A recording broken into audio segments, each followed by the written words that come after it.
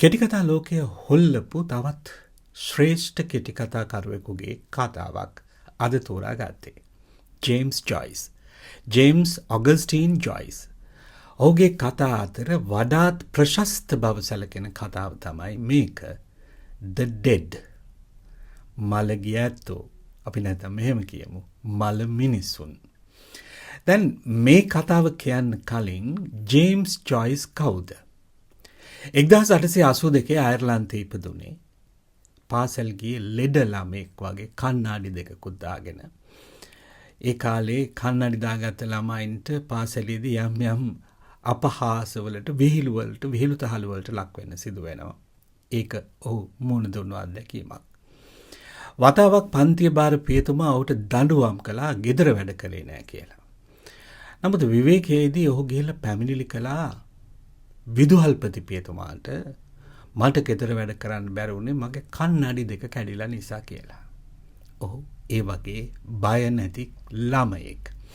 එතකොට විදුහල්පති පියතුමා අර පියතුමාට අවවාද කරා කියලාත් කියවෙනවා. කොහොම හරි ඔහුගේ මරණයෙන් පස්සේ කිසිම ආගමික වතාවතක් සිදු කරන්න එපා කියලා ඔහු ඉල්ලීමක් කළා තිබුණා. 1914 දී ස්විට්සර්ලන්තයේදී ඔහු මිය ගියේ. ඔහුගේ පළවෙනි නිර්මාණයටම විශාල මුදලක් ලැබුණා. ඊට පස්සේ ඔහු ලන්ඩනයේ සංචාරයක යෙදුණු බවත් ඔහුගේ ඉතිහාසයේ කියවෙනවා. කොහොම හරි අපි මේ කතාව කෙටියෙන් හඳුනා ගමු. දැන් ඊට කලින් මට කියන්න තියෙනවා තව කතාවක්. ඒ තමයි මේ නාලිකාව, කෙටි කතා නාලිකාව. තවත් බොහෝ දේ තිබෙනවා. ඉදිරියේදී තව දේවල් එකතු කරන්න බලාපොරොත්තු වෙනවා. කොහොම නමුත් ඒක සබ්ස්ක්‍රයිබ් කරලා නැත්නම් සබ්ස්ක්‍රයිබ් කරන්න. ඒ වගේම ලෝකේ ප්‍රචලිත කතාවක රස යලි විඳ ගන්න, එහෙම නැත්නම් අලුතෙන්ම විඳ ගන්න කැමති අයට මේ පණිවිඩය බෙදා හරින්න. හරි. ජේම්ස් ජොයිස්ගේ The Dead. මළ මිනිසුන්.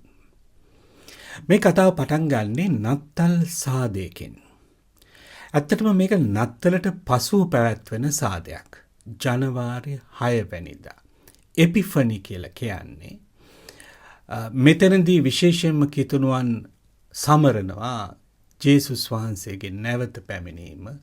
අර ශාස්ත්‍රවන්තයින් 3 දෙනා නැත්නම් රජතුන් කට්ටුව මේ වගේ ඓතිහාසික සිදුවීම්. මේක නත්තලට පස්සේ පැවැත්වෙන සාදයක්. සමහර ගෙවල් වල වාර්ෂිකව පැවැත්වෙනවා. මේ සාදයත් ඩබ්ලින් නුවර සුප්‍රකට සම්භාව්‍ය වයෝවෘද්ධ කාන්තාවන් 2 දෙනෙක් මුල් වෙලා තමයි පවත්වන්නේ. ඔවුන් 2 දෙනා තමයි කේට් සහ ජූලියා මාකනි. තවත් ලිලි කියලා යුවතියකුත් මේ සාදයේ සංවිධාන කටයුතු වල ඉන්නවා. මේ 2 දෙනාගේ ඥාති දියණියක්. දැන් එතකොට මේ සාදයට ඇරයුම් ලැබපු අය අතර ඉන්නවා මේ කතාවේ ප්‍රධාන චරිතය. ඔහු තමයි ගේබ්‍රියල් කොන්රොයි සහ ඔහුගේ බිරිඳ ග්‍රේටා. ගේබ්‍රියල් කියලා කියන්නේ එක්තරා විදිහකින් ලේඛකයෙක්, ඒ වගේම විචාරකයෙක්. ඔහුට ප්‍රසිද්ධියක් තිබෙනවා. ඒ නිසා ඔහුට මේ සාදේ අමතර කාර්යයකුත් පැවරී තිබෙනවා. අමුතන් ඉදිරියේ කතාවක් පැවැත්වීමට සිදු වෙලා තිබෙනවා. මේ දෙන්න සාදයට එන්නේ ටිකක් පරක්කු වෙලා. එහෙම එනකොට සියලු දෙනාම සාදරයෙන් වුණ පිළිගන්නවා. සාදය ආරම්භ වෙනවා. මම මුලින් කිව්වා වගේ ගේබ්‍රියල් ටිකක් කල්පනාවෙන් ඉන්නේ ඔහුට කතාවක් පවත්වන්න තියෙන නිසා. ගේබ්‍රියල්ගේ අදහස් වලට බොහෝ අය කැමති නැහැ. බොහෝ අය කියන්නේ ඔහුගේ අදහස් කිසියම් ආකාරයක දේශද්‍රෝහී අදහස් කියලා. මේ නිසා ඔහු නිතර විවේචනයට ලක් වෙනවා. ඔහු විවේචනය කරන අය අතර ඉන්නවා ඔහුගේ මිතුරියකුත්. ඇය තමයි මිස් අයිවර්ස්. දැන් මේ සාදේ අයිවර්ස්ුත් ඉන්නවා. කතාව පටන් ගන්න කලින් ගේබ්‍රියල් අයිවර්ස් එක්ක ටිකක් කතා කර ඉන්නවා. ඊට පස්සේ ඔහුගේ කතාව ඔහු ආරම්භ කරනවා.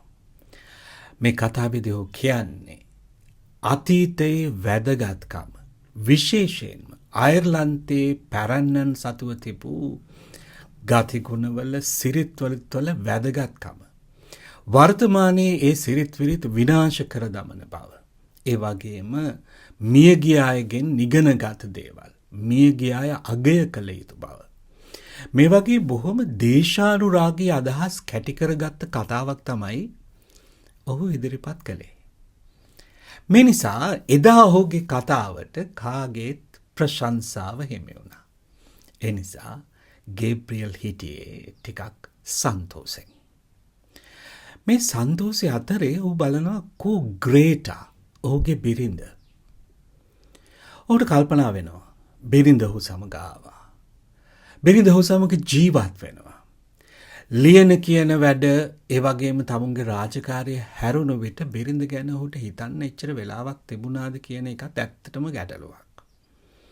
ඔහු බිරිඳ ගැන හෙව්වා. ඔහු දකිනවා සාදේ බීමතින් සිටින මිනිසුන් අතරේ කවුදු කෙනෙක් පියානෝව පයමින් ගීතයක් ගයනවා. ඔහුගේ බිරිඳ නොසෙල්වී ඒ දිහා බලාගෙන ඉන්නවා. ගේබ්‍රියල් උවමනාවෙන් බිරිඳ දිහා බැලුවා. කවදාවත් ඇගේ මේ කෝණය ඔහු දැකලා නැහැ. එයා කොච්චර ලස්සනද ගේබ්‍රියල්ට හිතුණා. තමුන්ගේ බිරිඳ පිළිබඳව මහත් ආශාවක් ඔහුට ඇති වුණා. ඒ සිතවිලි අනුරාගී සිතවිලි බවට පරිවර්තනය වුණා. ඔහු බිරිඳ දිහා බලාගෙන ඉන්නවා. හැබැයි බිරිඳ අර ගීතය ගායන්න දිහා නොසෙල්වී බලාගෙන ඉන්නවා. ඇගේ මුහුණේ ප්‍රකාශිත හැඟීම් හරිම පුදුමාකාරයි. ඒවයි තියෙන්නේ ආදරයද දුකද කවර හැඟීමක්ද ඔහුට තේරුම් ගන්න බැරි වුණා. කොහොම නමුත් ඒ හැඟීමත් එක්ක ඇය පුදුමාකාර ලස්සනකට තමයි ගේබ්‍රියල්ට පේන්නේ. සාදය අවසන් වුණා. දෙන්නත් එක්ක ඔවුන් නැවතී සිටි හෝටලේ කාමරයට ගියා. ගේබ්‍රියල් ඉන්නේ පුදුම සතුටකින්. එකක් ඔහුගේ කතාව. දෙවැන්න බිරිඳ කෙරෙහි ඔහු තුළ ඇතිව තිබෙන අලුත්ම ඇල්ම. කවදාවත් එය ඒ තරම් සුන්දර හැඟීමක් බවට පත් වෙලා තිබුණේ නැහැ. ඔහු බිරිඳ පිළිබඳව දැඩි ආශාවකින් තමයි ඔවුන්ගේ හෝටල් කාමරය වෙත ගමන් කළේ. ඊට පස්සේ ඔහු බිරිඳ වර්ණනා කරමින් තමාගේ අනුරාගී සිතිවිලි ඇය තුළට ඇතුල් කරන්න උත්සාහ කරනවා.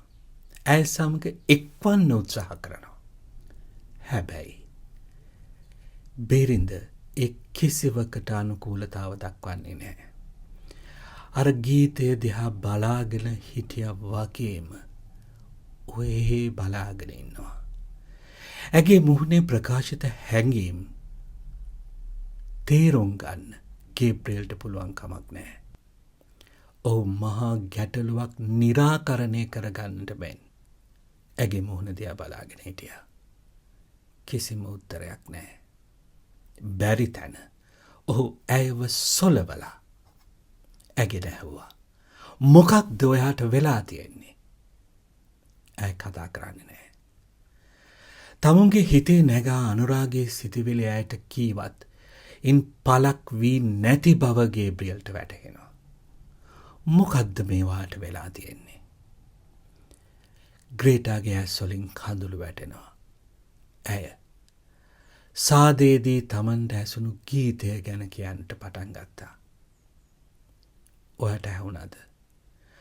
අර මනුස්සයා ගායනා කළේ ලාස් ඔෆ් ඔයිග්‍රම් ගීතය.